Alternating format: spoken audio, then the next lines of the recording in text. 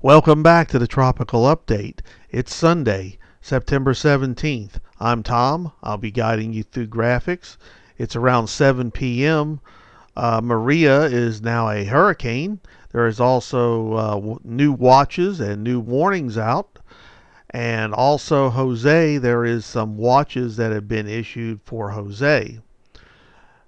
Let's look at our data. And Maria is now a hurricane. It's got 75-mile-an-hour winds. It's 140 miles east-northeast of Barbados. It's moving west-northwest at 15. The pressure is 982 millibars, which is 29.00 inches of mercury.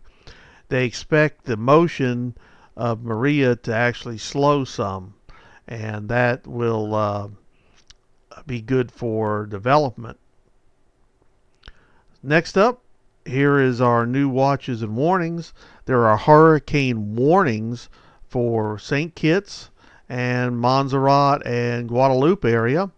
There is also tropical storm warnings for Martinique, Barbuda, and like the St. Lucia area.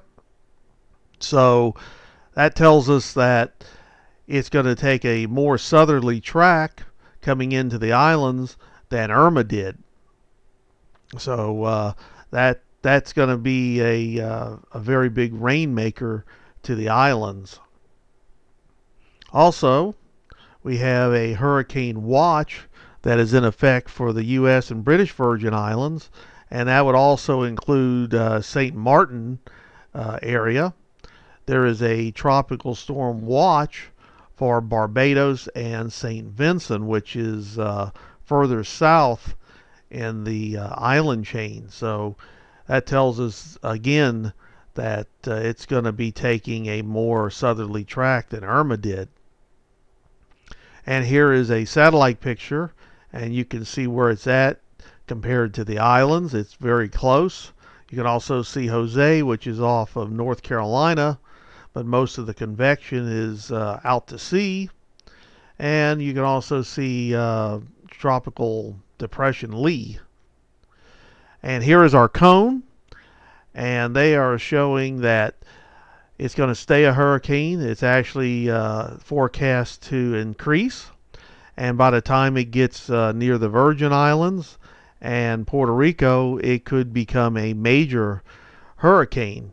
It just depends. It's in very warm waters it's moving into right now. Here is our track. Our track looks a lot like Irma did, except it's a little further south. They are expecting that once it gets past Haiti, that it will start to make a northerly turn. But we heard the same thing about Irma. So we just need to keep a good eye on this. But definitely this is a little bit further south, this track, than Irma was. Now here's what NOAA's thinking about Maria in the next 48 hours. They're talking that it's going to be slowing down the forward motion, and on the track that it's on, it will cross the Leeward Islands sometime Monday night, and it could be a major hurricane by Monday night. It's in a very favorable area. The hurricane force winds are only 15 miles from the center, and the tropical force winds are reaching out 105 miles from the center.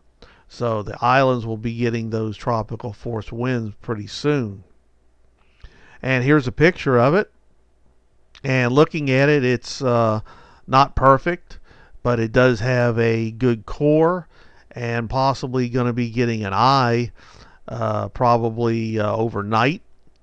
And you can see how close it is to the islands. That's those purple areas you see to the left. So there is one rain band that's just about touching the islands, and they probably are because this was a picture at 6 o'clock.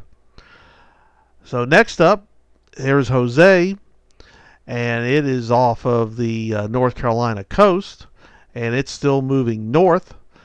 They expect it to become a tropical storm, and possibly even down to a depression in the next couple days. And we're going to actually see the track on this. The track has changed a little bit. It's a little bit further off to the east, but it's also some of the models are showing that it's making sort of a U-turn, and some of them are actually showing that it's going to sort of stall out and possibly make a loop like it did before. But those are way out in the future, and we'll just have to watch those. And here is a visible picture of it. If you look to your left, that is North Carolina, South Carolina coastline, and most of all the convection and storminess is in that northeast quadrant that I always talk about. This just happens on a lot of storms, and Jose is no different than most. Now here is our new tropical storm watch that's been issued from Fenwick Island all the way up to Plymouth and Nantucket. So they are thinking that they could get conditions of tropical force winds up in that area. And here's the 5 o'clock information. It was 335 miles southeast of Cape Hatteras. The winds were 90 miles an hour, 967 millibars pressure, and it was still moving north at 9 miles an hour. So it is something that needs to be looked at, especially that track it's on. Well, thank you very much for tuning in. We appreciate all our subscribers.